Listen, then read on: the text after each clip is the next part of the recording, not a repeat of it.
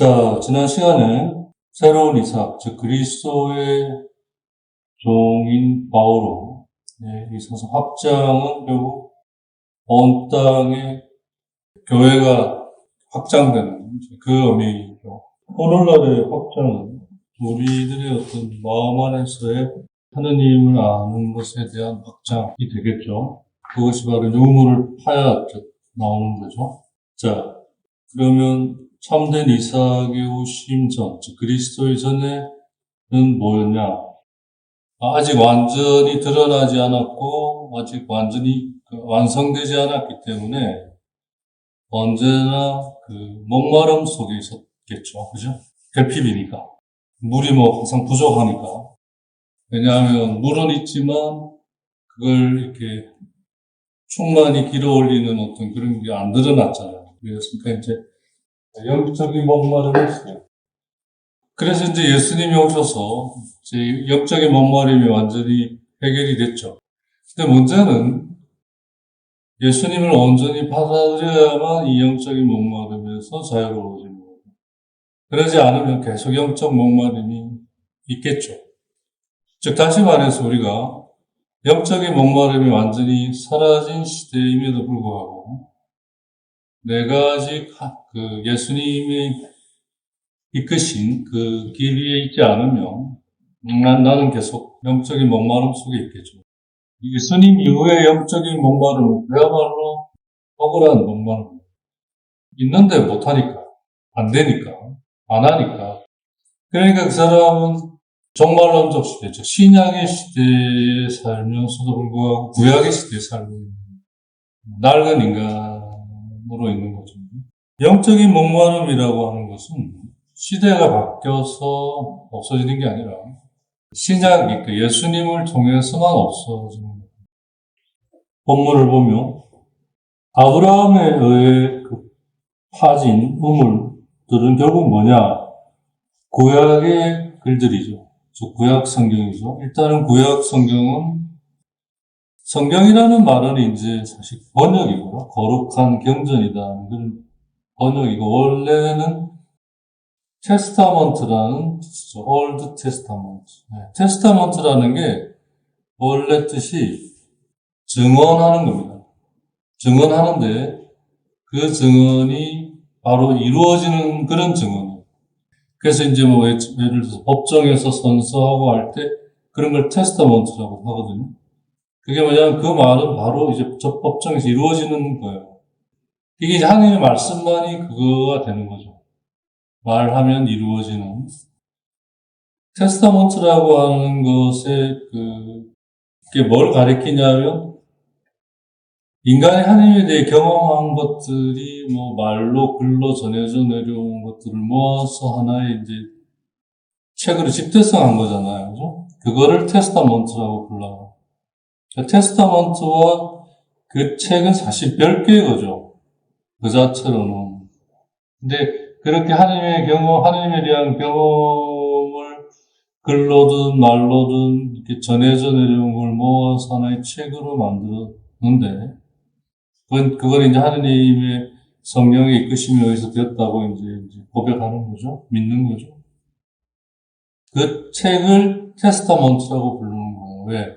그건 하나님에 대한 증언으로서 그게 이루어진다는 거죠. 우리 안에. 그런 의미예요. 테스타먼트라는 게. 그걸 이제 번역으로 이보다 더 거룩한 경전은 없다. 경이라는 게 책으로는 최고의 등급을 말하는 거거든요. 동양 개념으로. 그래서 그것도 성자, 거룩할 성자를 붙여서 거룩한 책이다. 이렇게 이제 번역을 한 건데 사실 엄밀하게 말하면 테스타먼트를 해석한 말이죠. 증언이라는 게 그럼 뭐냐? 거룩한 책이구나. 이렇게 이제 해석을 한 거지. 사실 엄밀하게 말하면 테스타먼트는 말해진 것이 우리 안에 이루어지는 걸 말하는 거거든요. 자, 거기에 올드라고 붙은 것은 그게 이제 준비되고 있는 상태를 말하는 거예요. 자, 그게 아브라함에 의해 파진 우물이라는 거죠. 굉장히 설득력 있는 얘기죠. 그죠? 창세기 12장 아브라함에서 시작된 그 시작이 이제 그 유명한 내가 알려준 곳으로 떠나라. 떠나는 것. 결국 이 말은 이제 할례와 세례가 되고, 결국 이제 자기에게서 떠나는 걸 말하는 거죠. 그래서 하나님이 알려준 곳이 어디예요? 하느님이죠. 하느님 당신 자신에 대한, 우리가 어떻게 보면 투사해 놓은 그런 하느님이 아니라 하느님 그 자체. 그건 바로 하느님이 당신을 드러내 주신 걸 말하는 거거든요. 자, 어떻든 근데 그 구약은 크게 세 부분으로 구성되어 있습니다. 더 정확히 네 개인데, 대략적으로 전통적으로는 세 개로 치는데요. 첫 번째가 역사서죠. 즉, 인간의 하나님에 대한 경험을 역사적으로 이야기하는 거죠. 그래서 이게 모세오경을 포함해서 이스라엘 왕조 역사까지 포함이 되죠. 그 역사를 하나님의 눈으로 보려고 했던 것이 이제 예언서라고 할 수 있습니다. 자, 거기에 대해 아주 중요한 것들을 뽑아서 정리한, 시로 정리한 것이 시편이라고 할 수 있습니다. 이게 가장 큰 올드 테스타먼트의 구성 요소입니다. 거기에 이제 성문서라고 하는 소위 지혜문학 계열의 책이 나중에 좀 덧붙여지는데, 지혜문학이라고 하는 것은 이러한 역사서와 예언서, 시편에 대한 것을 좀 더 인간적인 관점에서 좀 썼다고 볼 수 있어요.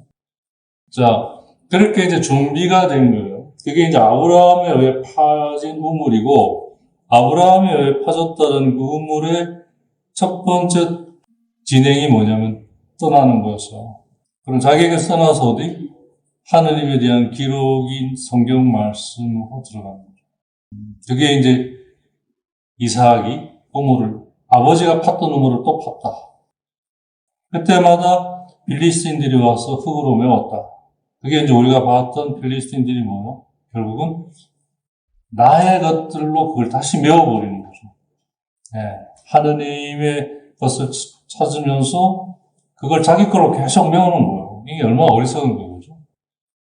그래서 이제 그 과정을 첫 번째 우물, 두 번째 우물, 세 번째 우물에 이삭이 붙인 이름에서 좀 더 우리가 분명하게 알 수 있죠. 첫 번째 우물이 싸움이죠.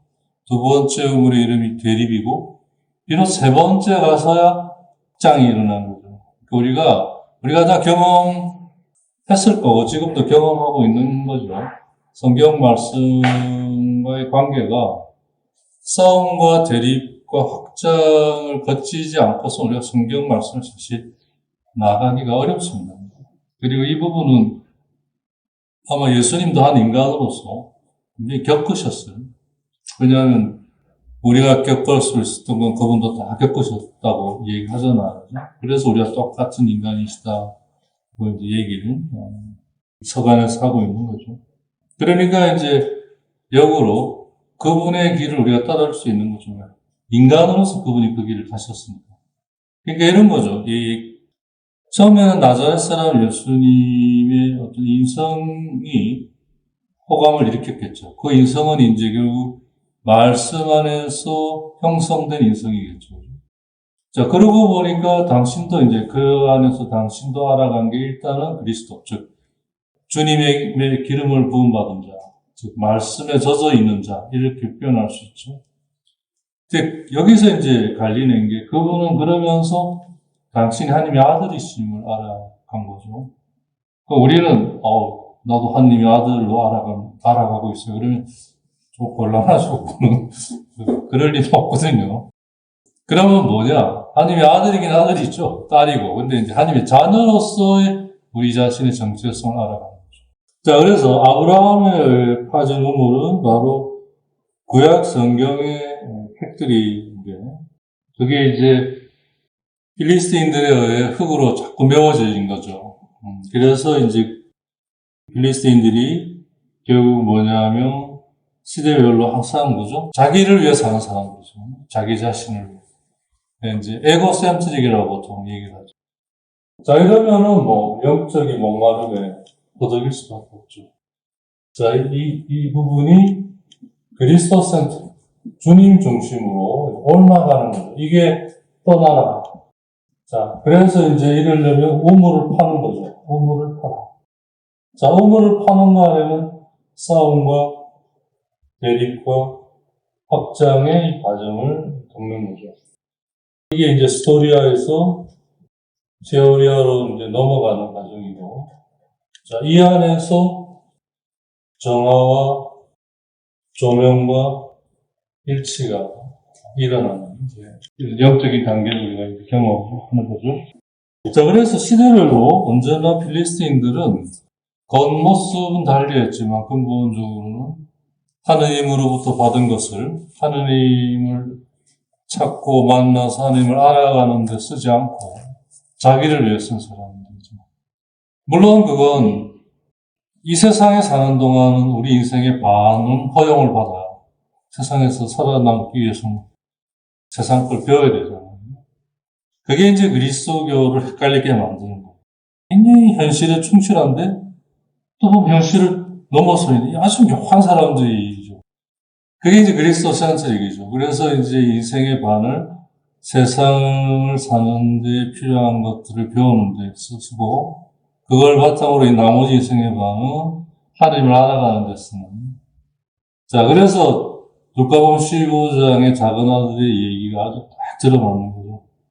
자, 그렇게 해서 아버지로부터 받아서 세상으로 떠나죠. 자, 그래서 이제 우리가 이제 세상에서 살아남는 걸 배우긴 하지만 대신 뭐죠? 우리의 영원한 생명은 이제 고갈되는 거죠. 그래서 이제 깨닫죠. 아, 내가 하늘과 아버지께 죄를 지었구나. 그때부터 우리는 이제 작은 아들처럼 아버지께 돌아가는. 그게 이제 나머지 인생의 반에 이제 영적인 삶. 그럼 어떻게 돌아가냐? 예수님 전에는 참 막막했죠. 그러니까 율법이라고 하는 보모가 우리를 지켜준 거죠. 근데 이제 예수님이 오셔서 참 어머니가 오신 거죠. 그러니까 예수님 안에서 우리는 이제 참 음식, 젖을 먹고 예수님이 주시는 양식을과 음료를 먹으면서 이제 그 길을 이제 가는 힘을 얻고 그 길을 가는 그 빛 속에서 이제 걸어갈 수 있는 거죠. 이게 이제 전체적으로 성경, 테스타먼트가 증언하는 큰 지금 프레임입니다. 자, 이 부분을 우리가 항상 염두에 두고 있어야 되겠죠.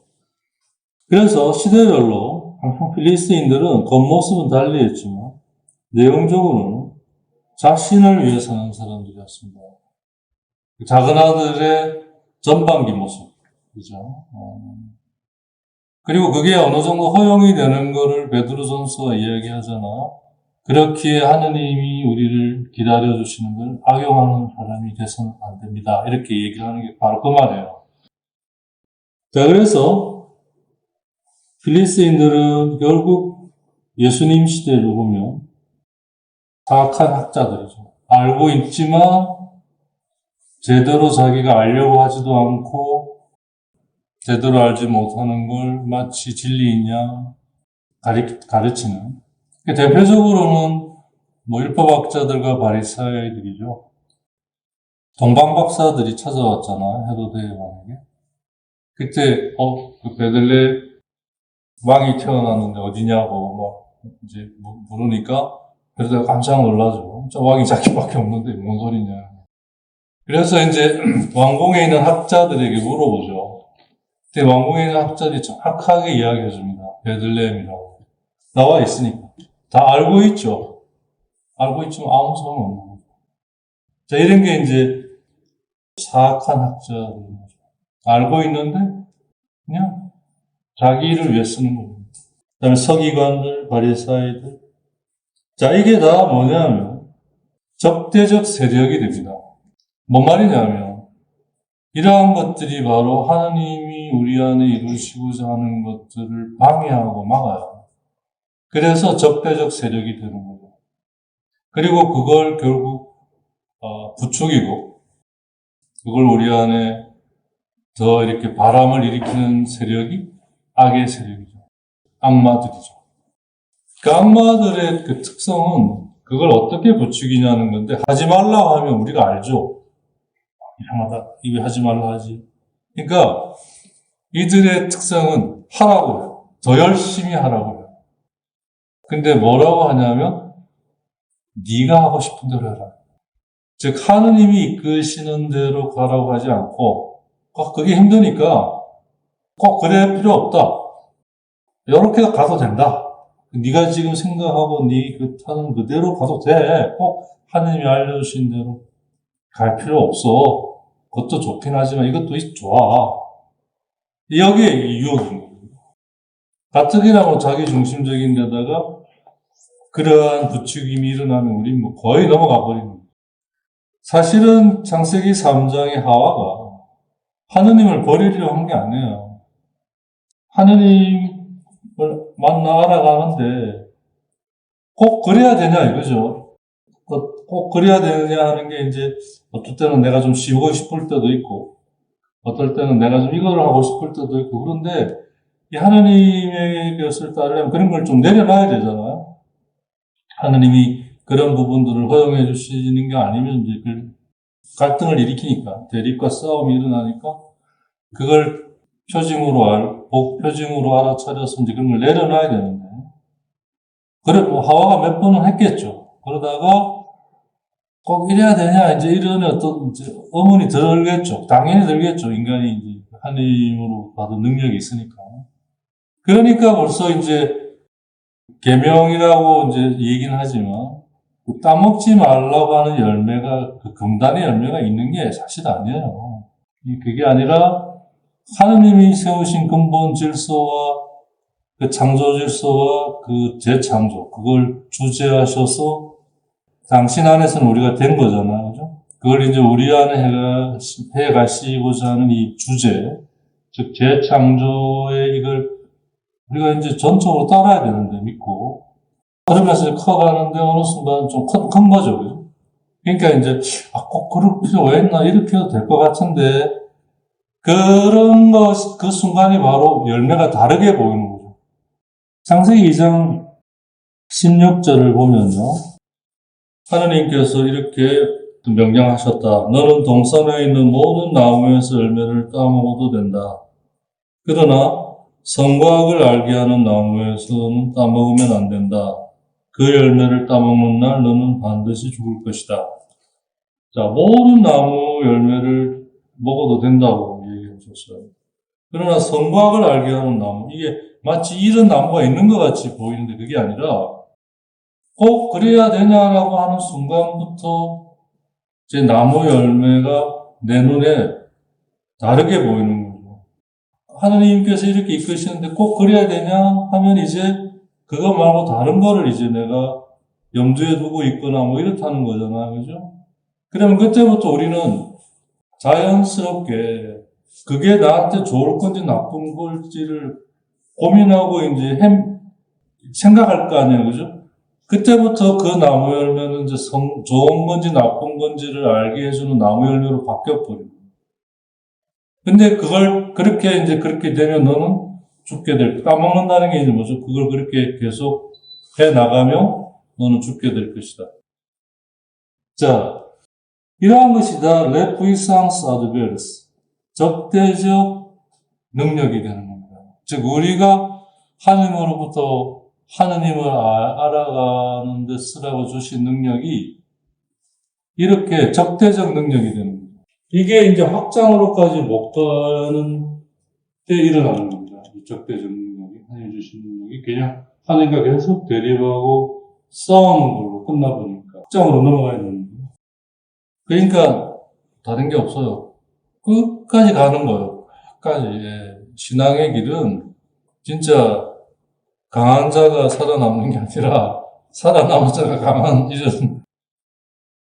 그리고 그들의 그 운하라는 게 이제 물길이잖아요. 즉 하느님께서 우리 안에서 그 영원히 마르지 않는 샘이 나오면 그 물길이 생길 거 아니에요. 그 물길이 자기들의 것들로 막혀버렸어요. 자기들이 막은 거죠. 자기들의 흙으로. 운하가 물길이 막혔어요. 그래서 자기도 못 마시지 못할 뿐만 아니라 다른 이들도 마실 수 있도록 제공할 수가 없어요.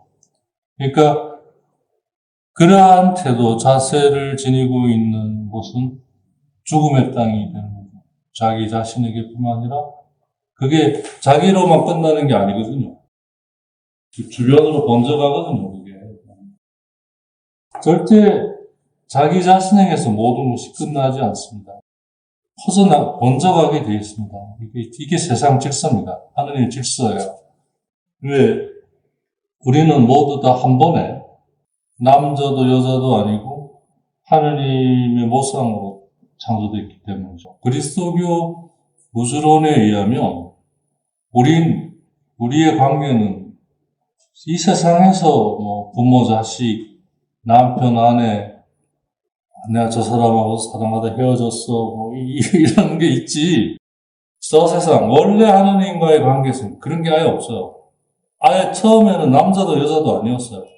하느님의 모상으로 창조됐는데 그 사람을 하느님이 남자 여자로 다시 창조하시죠. 또 한 번. 그게 이제 죄를 내다보시고 창조하시죠. 그리고 죄가 들어옴으로써 그 죄로 인해 우리가 영원한 죽음에 떨어지게 됐잖아요. 그렇게 우리를 내버려 두시지 않고자 그때 비로소 남자와 여자의 가죽옷을 입혀서 남성과 여성 육체를 주셔서 이 세상에 우리를 보내는 거죠. 자, 그래서 육체가 우리에게 잠시 있는 거잖아요. 그죠? 육체를 영원히 갖고 가지 않잖아요, 우리가. 그 육체가 있어서 이제 그 어떤 사랑이 이제 잠시 있는 거고, 엄밀하게 말하면. 이 세상에 사는 동안. 그 육체가 있어서 그 사랑이 있고, 그 사랑 안에 이제 자녀가 태어나고, 또 그래서 일을 해야 되고, 이제 육체로 인해 모든 게 이제 파생되는 거예요, 사실은. 근데 이게 엄밀하게 말하면 임시적인 거예요. 그래서 이렇게 잘 보면요, 세계 역사를 이렇게 보니까요, 가톨릭은 전통적으로 이러한 관점 위에서 남녀의 사랑을 존중은 했지만 절대시하지 않았어요. 우리 웬만하면 하느님이 하신다고 보는 이 결혼을 아내가 안 하거든요. 나누질 않는데 프로테스탄트 개신교는 근본적으로 처음에는 안 보였는데 이 프로테스탄트 정신이 저항하는 이런 뜻이잖아요. 그거에 극명한 어떤 하나의 특성을 어디서 찾았냐면 남자와 여자의 사랑에서 찾았어요. 그래서 개신교 신자들이 원래 가톨릭하고 달리 남녀의 사랑, 부부의 사랑을 굉장히 강조합니다. 조금 차이가 있어요. 그래가지고 남녀의 사랑이 굉장히 강조된 그 안에 오페라가 이제 로미오와 줄리엣도 사실은 그러한 프로테스탄트 정신하에서 셰익스피어가 이렇게 쓴 그런 책이더라고요. 남녀의 사랑을 절대시하는. 왜? 하느님의 사랑보다 이제 어떻게 보면 더 큰 사랑이 되어버린 거죠. 그러니까 남녀의 사랑이 거의 절대적인 게 된 거예요. 이게 특히 청교도들에게 프로테스탄트가 강할수록 정결하다고 보는 거죠. 청교도들에게 그게 굉장히 더 강했고, 그들이 이제 미국으로 건너가면서 미국의 같은 중요한 문화를, 미국 문화가 이제 세계적인 문화가 되면서 이게 거의 절대시 돼버린 거죠. 제가 오페라 아리아 이런 걸 굉장히 좋아하는데요. 정말 그 남녀의 사랑의 아름다운 그걸 정말 인간이 표현할 수 있는 최대치로 표현한 것 같아요. 들을 때마다 그리고 또 그런 영화들, 가슴이 할 정도의 그런 영화들도 가끔씩 보고, 어떤 영화는 보면 너무 가슴이 먹먹하고 다시는 안 봐야겠다라든지, 그런 정도로 굉장한 호소력이 있는 거죠. 근데 그게 다 엄밀하게 말해서 보면 뭐냐면, 우리도 모르게 하나님이 주신 육체에 너무 과대한 평가를 하고 있는 거예요. 근본적으로 육체는 우리가 죄로 인해 떨어지게 된 영원한 죽음에서 잠시의 생명을 하나님이 주시기 위해 주신 거예요. 그리고 그것도 반은 허락해 줬어요. 그래, 그걸 줬으니까 그걸로 살아가려면 필요할 것이다. 그러니까 인생의 반은 써라, 사용해라. 그 능력을. 하지만 이제 그래서 네가 이제 거기에 살아남게 되면 그걸 바탕으로 나머지 반은 원래 그대로 써라. 이게 하나님의 그 자비하심인데, 의로우심이고, 이걸 제대로 모르면 이제 우리가 헷갈리는 거죠. 그러니까 예를 들어서, 미국의 어느 여배우는 8번인가 9번을 결혼을 했잖아요. 난 정말 한편은 안타까운, 그때는 몰랐는데, 안타까운 게, 정말 사랑을 갈구한 사람이에요. 근데 참 사랑을 몰랐던 거죠. 그냥 하느님이 이 세상에서 살아도록 잠시 허용해 주신 그 사랑에 확 빠져버린 거죠. 성경을 모르면 그렇게 되는 거예요. 그게 다 자기 흙이고, 그렇게 되면 자기 안에 영원한 생명의 물줄기들이 자기 흙으로 다 메워지게 되며 생명의 물을 마실 수 없게 되면 죽게 된다. 그런 얘기를 결국 하는 거예요. 오리게누스가. 결국 그런 점에서 창세기가 특별히 우리에게 저 경우에 이야기해 주는 건 어찌됐든 성경을 열심히 읽고 성경이 말하는 걸 열심히 들어보려고 있으려 하고 그러다 보면 귀가 열리고 눈이 열리고 그러다 보면 너를 차지하면서 너가 그렇게 그게 바뀌어갈 거고 그게 원래 너의 모습이다. 하느님이 원하시는 게 그거다. 그리고 그거가 너의 완성이고 그걸로 넌 하느님과 혼인하는 원래 우리의 그거죠. 그래서 하나님을 닮은 우리가 하나님처럼 되는 게 그러한 게 이제 성경 전체 얘기라는 거죠. 그걸 이제 떠나고 우물을 파고 이 얘기 안에 이제 담아놓았다는 거죠. 자, 그래서 필리스인들이라고 하느니 하느님으로부터 모든 걸 받아서 결국은 하느님에게 이걸 돌리지 않는 사람들은 결국 성경에서 이 물을 마실 수가 없고 그런 사람은 하느님의 말씀에 대해 계속 헛된 목마름 속에 있는 거죠. 그러니까 엉뚱한 걸 찾는 거예요. 헛된 목마름이라는 게 뭐냐면 목마르니까 정말 이 목마름을 없애줄 그걸 못 찾고 엉뚱한 걸 찾는 거죠. 목마름에 대해 정확하게 알고 있어야 되는 거죠. 그게 바로 이걸 모르면 성경을 읽더라도 자기가 알려고 계속 읽는 거죠. 그러면 이게 헛된 목마름이 되는 거예요.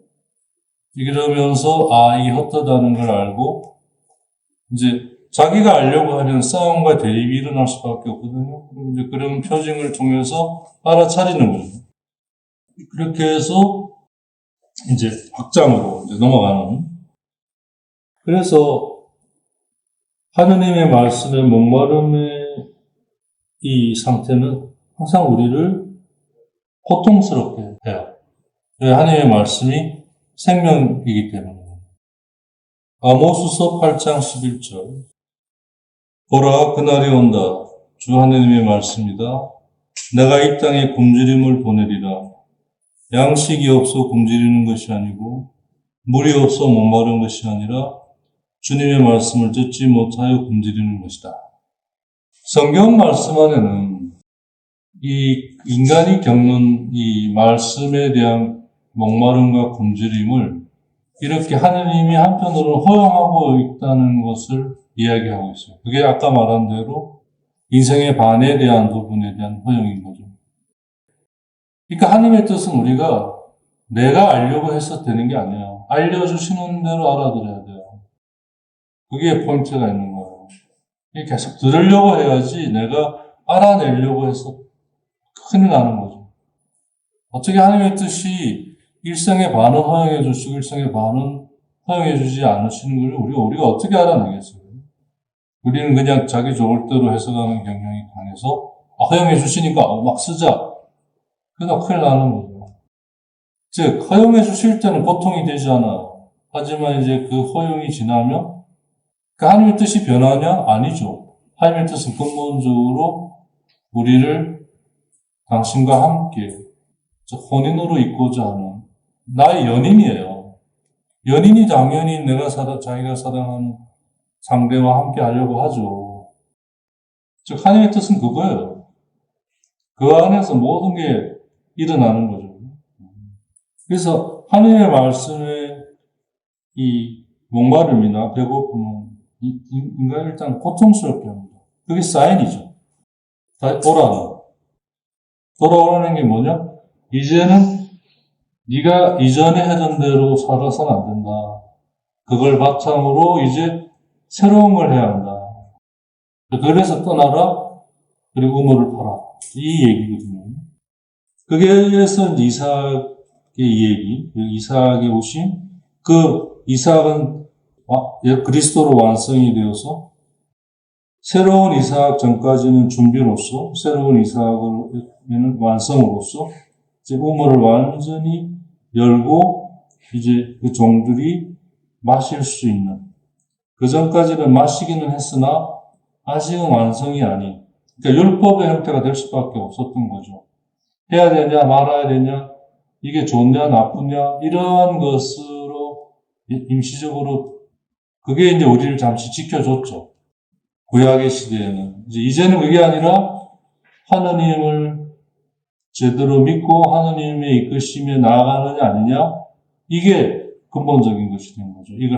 이게 맞냐, 이게 틀리냐, 이게 좋은 거냐, 나쁘냐, 이걸 넘어서서 하느님, 이 모든 것들이 내가 하느님 안에서 만나고 나아가면 다 그렇게 쓰인다는 거죠. 그래서 다 좋은 것이 되고, 다 하느님의 뜻 안에 부합된다는 거죠.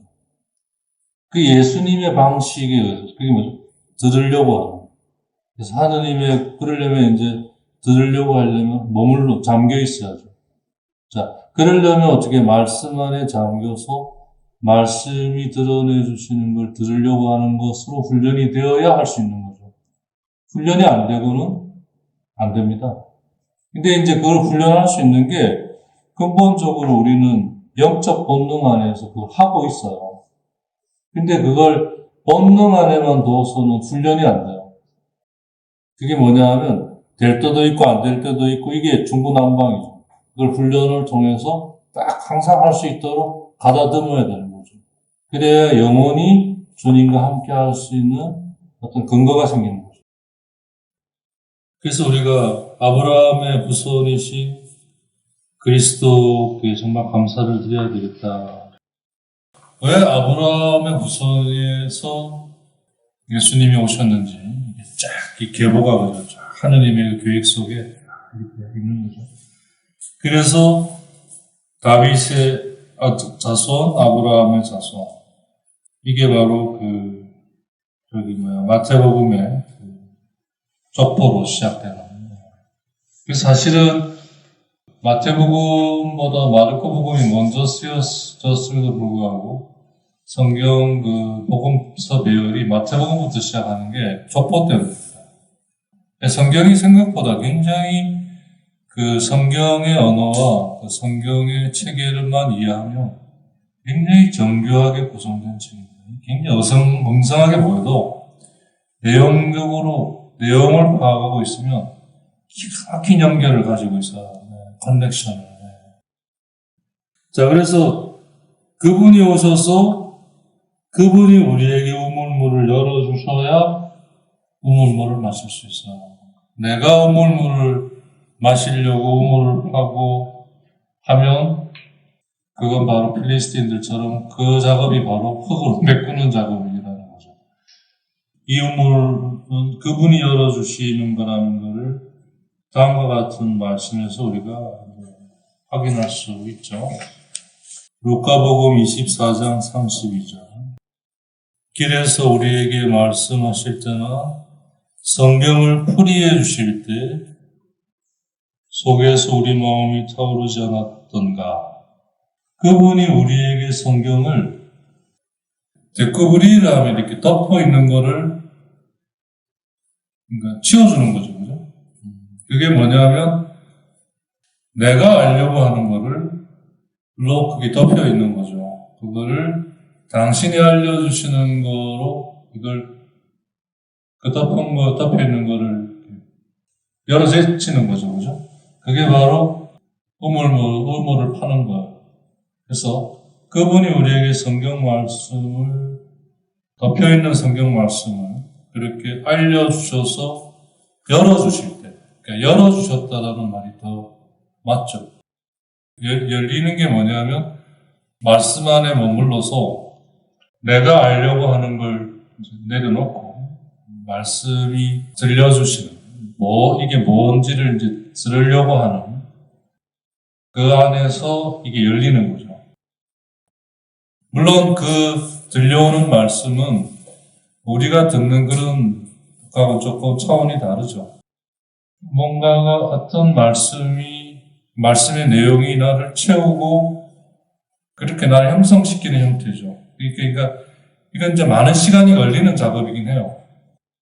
그래서 예수님도 30년이 걸리신 거죠. 모세도 공정을 떠나서 주님을 만날 때까지 40년이 걸리고 이렇게 보통 일이 아니고, 그러니까 하나님 우리에게 시편에 의하면 70년 내지 80년의 시간을 주셨다는 게, 이게 이제 그 정도 시간을 주신 거죠. 70년, 그러니까 반딱 쪼개면 한 30년 나오죠. 그죠? 자, 그래서 예수님의 나자렛 생활이 30년 이렇게 나오는 게 다 그런 맥락이 있는 거죠. 자, 그래서 그분이 우리에게 말씀을 열어주실 때, 즉 우리의 것을 벗겨주실 때, 그건 이제 우리 측에서는 일단 뭐냐면 말씀을 읽고 말씀을 들으려고 머물러 있는 걸 말하는 거죠. 그러니까 예수님과 함께 있다라고 하는 것은 진정으로 제자들처럼 그분과 함께 있다는 것은 말씀을 읽고 말씀을 들으려고 있는 상태가 예수님과 함께 있는 거예요. 그러지 않고 예수님과 함께 있다는 건 진정한 의미 있는 게 아니죠. 자기가 착각하고 있는 거예요. 그분이 우리에게 말씀을 열어주실 때 우리 안에서 우리 마음이 불타오르지 않았던가. 불타오르는 것, 이게 아주 중요한 표징입니다. 말씀을 듣게 되면 그 말씀이 우리 안에 불타올라요. 예를 들어서 오늘 미사에 나오는 말씀 같은 경우, 저 같은 경우는 입당송에 디모데후서 1장 12절 그리고 4장 8절인데, 나는 내가 누구를 믿는지 잘 알고 있으며, 이 말이 확 이렇게 저를 사로잡더라고요. 그러니까 내가 이 말에 완전히 그냥 차지당하는 거예요. 내가 지금 누구를 믿고 있는지 내가 잘 알고 있다. 이게 이전에는 그렇게 안 와닿았던 거거든요. 불타오른다고 하는 거에 말씀이 나를 휘어감고 걱정하지 마라. 그런 어떤, 자, 그렇게 그분이 우물을 열어주셨고, 그리고 그분은 아버지 아브라함이 이름 붙였던 대로 그 이름을 그대로 불러라. 이름을 안 바꿔요. 그래서 신명기, 레위기, 이사야서 그대로 이름이 있죠. 예수님이 오시기 전까지는 그 책들은 다 율법의 어떤 것으로 초점을 맞춰졌지만 그분이 오심으로써 여기에 준비하고 있던 거기에 이제 완성의 의미를 비로소 주셔요. 그러니까 하느님께서는 한 번에 모든 걸 다 이루시지 않는다는 거죠. 창조 후에 우리에게 맞게, 우리에게 맞춰서 종말 때까지, 우리가 비록 죄를 지었음에도 불구하고 종말 때까지 이 작업을 이어가신다는 거죠. 이거야말로 하느님의 의로움과 자비하심이 가장 분명하게 드러나는 것 중에 하나죠. 그래서 우리가 사는 이 세상의 삶은 앞으로를 위한 준비로서는 굉장히 중요하지만 그 자체만 놓고 보면 이 전체 안에서는 정말 작은 부분이에요. 성경의 얘기에 의하면 그 정도 작기 때문에 나사로처럼 평생 고름을 흘리고 그렇게 살만 하다는 거예요. 영원한 걸 거둘 수만 있다면 이 짧은 이 작은 이거에 너무 모든 걸 걸지 말아야 돼요. 단 이 작은 것 안에는 엄청난 보화가 있는데 그게 뭐냐면 이 안에서만은 모든 게 용서가 된다. 너가 하느님에게만 집중할 수 있도록 내가 모든 걸 용서하겠다. 그래서 내 아들이 가서 너의 모든 걸 짊어져서 지고 희생해서 했던 거다. 이제 그게 신약 새로운 말씀의 메시지거든요. 그리고 이제 구약에서 그게 예언이 되고 있었던 거죠. 자, 그래서 그분이 오실 때까지 아브라함이 팠던 우물의 이름들은 절대 바뀌지 않았어요. 그대로예요. 모세는 모세의 이름을 그대로 간직할 수 있었고 각 예언자들은 각각의 자기 이름을 간직할 수 있었어요. 즉 이삭이 그 이름을 바꾸지 않았던 것처럼 그리스도도 그들의 이름을 바꾸지 않았어요. 단지 그들을 알아듣는 방식을 바꾸신 거죠. 자, 그게 뭐예요? 듣고자 하는 거죠. 왜냐하면 이거 이제 삼위일체론하고 연결이 되는데, 이 모든 것의 시작은 하느님께서 당신이 이러시다는 거죠. 구체적으로는 당신이 유일무이하신 분으로만 계시지는 게 아니라 그걸 통해서 우리를 위한 하느님으로 계시겠다는 것부터 이게 드러나기 시작하는 거거든요. 즉, 그래서 모든 것의 시작은 당신이 어떤 분이신지를 드러내주면 알아야 될 거 아니에요. 드러내주는데 모르면 꽝이잖아요. 그죠? 그러니까 당신이 드러내는 걸 우리가 당신의 이끄심 안에서는 알아들을 수 있도록 우리를 창조하신 거죠. 그래서 모든 것의 근본 단위는 하느님은 드러내주시고, 드러내주심으로 이걸 이루시고, 우리는 그걸 알아들음으로써 되어간다는 게 이 기본 컨셉이에요. 요즘 말로. 이걸 모르면 우리가 열심히 해서 하면 된다. 그렇게 생각을 하게 되겠죠. 그게 바로 말씀을 덮어버리는. 그러니까 그분이 오셔서 우리들이 그러는 거를 벗겨놓으신 거죠.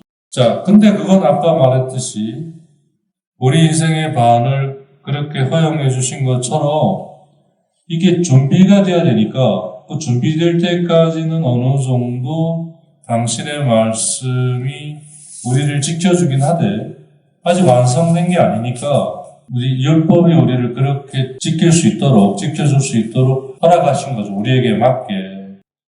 그 준비하는 동안은 그 율법에 충실하려고 해야 되겠죠.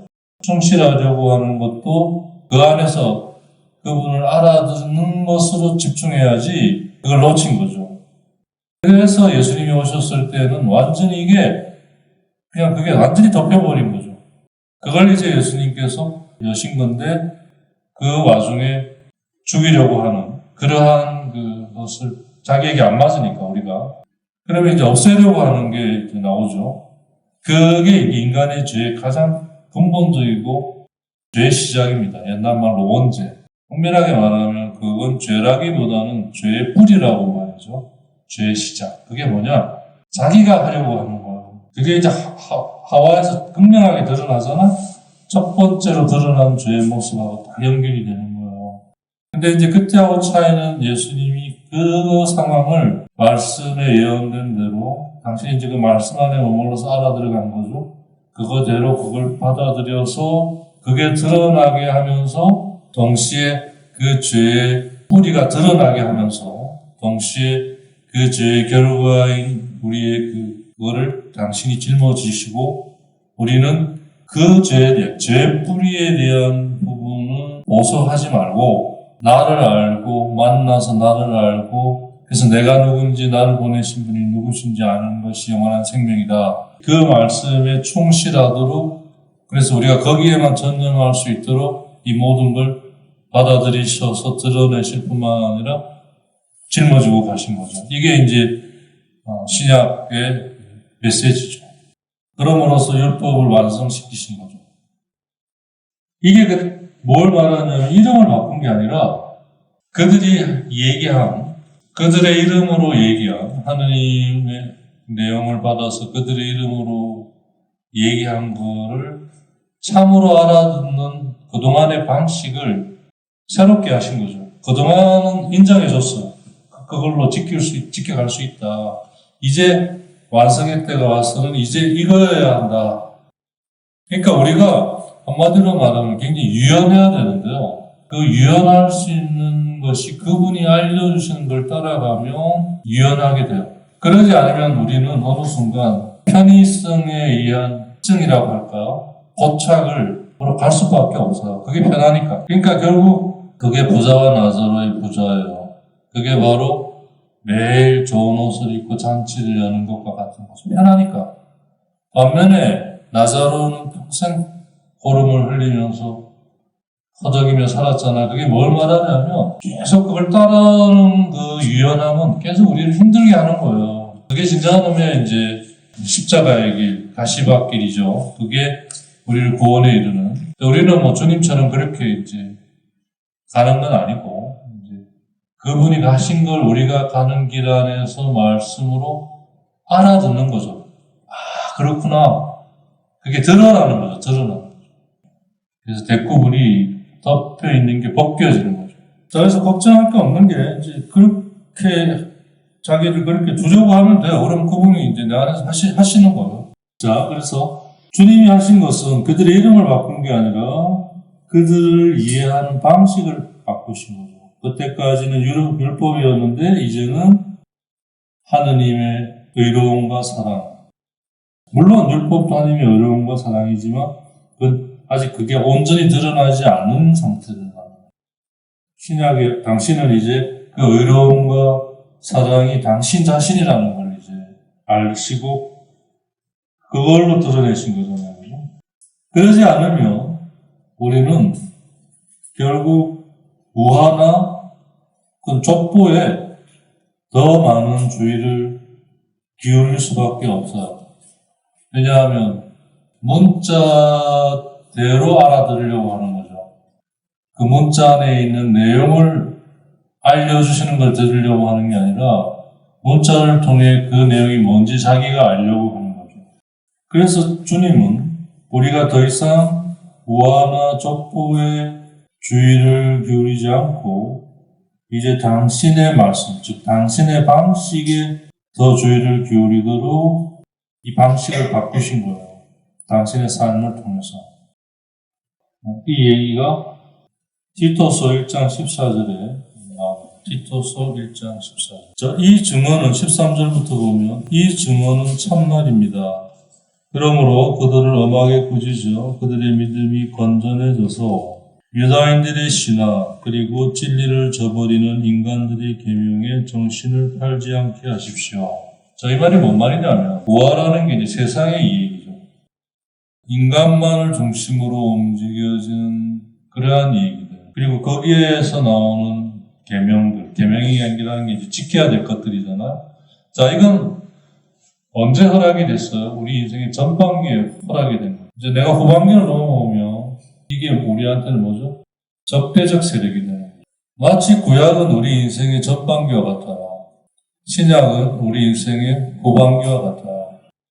그 분기점에 예수님이 계시죠. 예수님은 언제나 계시죠. 하지만 이제 우리 인생의 분기점, 언덕 꼭대기에 계시는 거죠. 그래서 이제 우리가 거기까지 올라갈 때는 세상적인 것이 허용이 돼요. 그분을 만나서 그분을 따르고자 할 때부터는 이제 인생의 후반기로서 이전의 것들이 계속 유지되는 한, 그 이제 적대적 세력이 돼서 대립과 싸움을 일으키죠.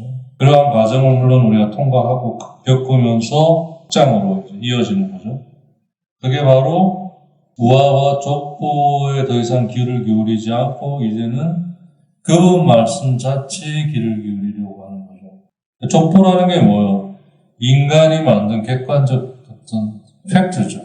우화는 그걸 하나의 얘기로 만든 거잖아요.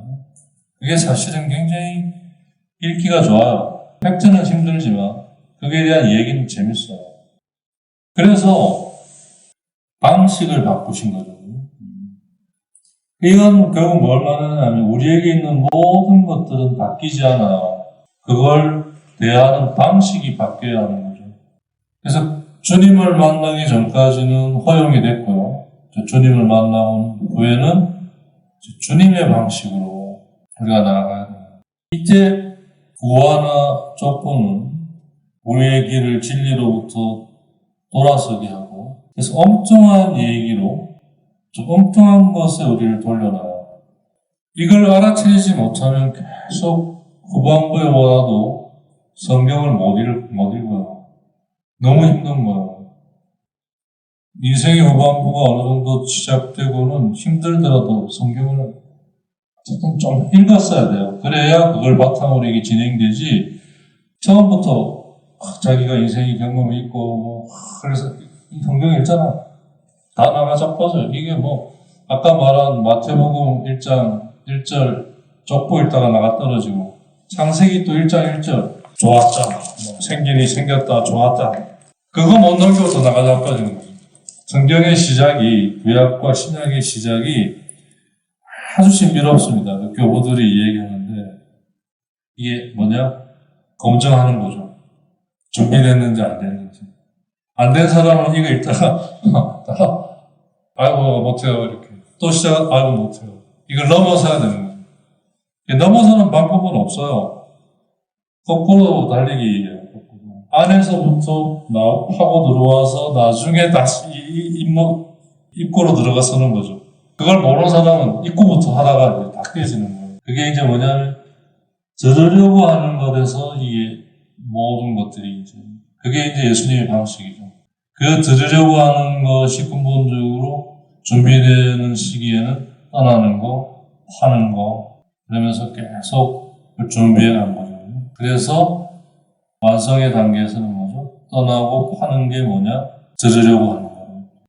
결국 성경의 얘기는 결국 이 얘기들로 돼 있어요. 그걸 이제 역사적 사건과 일어난 것들을 이제 모아놓은 거라고 할 수 있겠죠. 그 얘기가 디모데후 후서 4장 4절 3절부터 보면 사람들이 건전한 가르침을 더 이상 받아들이려고 하지 않을 때가 올 것입니다. 벌써 왔죠. 호기심에 가득 찬 그들은 자기들의 욕망에 따라 교사들을 모아들일 것입니다. 그리고 진리에는 더 이상 귀를 기울이지 않고 신화 쪽으로, 인간이 만든 얘기 쪽으로 돌아설 것입니다. 그러나 그들은 어떠한 경우에도 정신을 차리고 고난을 견뎌내며 복음 선포자의 일을 하고 그들의 직무를 완수하십시오. 자, 이게 이제 우문을 중심으로 얘기되는 성경 전반에 대한 얘기입니다. 그죠? 결국 이게 이제 그 신비가들에게서 이제 정점을 이루는데요. 그래서 들으려고 잠겨있어라. 이게 답이에요. 자, 그래서 이제 예수 그리스도께서 율법에 당신의 의미를 주셨다라는 이 부분이 이제 복음을 말하는 거죠. 이거보다 더 복된 소식은 없다. 최고의 굿뉴스인 거죠. 이거보다 더 굿뉴스는 없다. 당신이 이 모든 것에 당신의 의미를 주셨다. 그게 이제 듣고자 하는 것에 있다. 자, 오늘은 여기까지.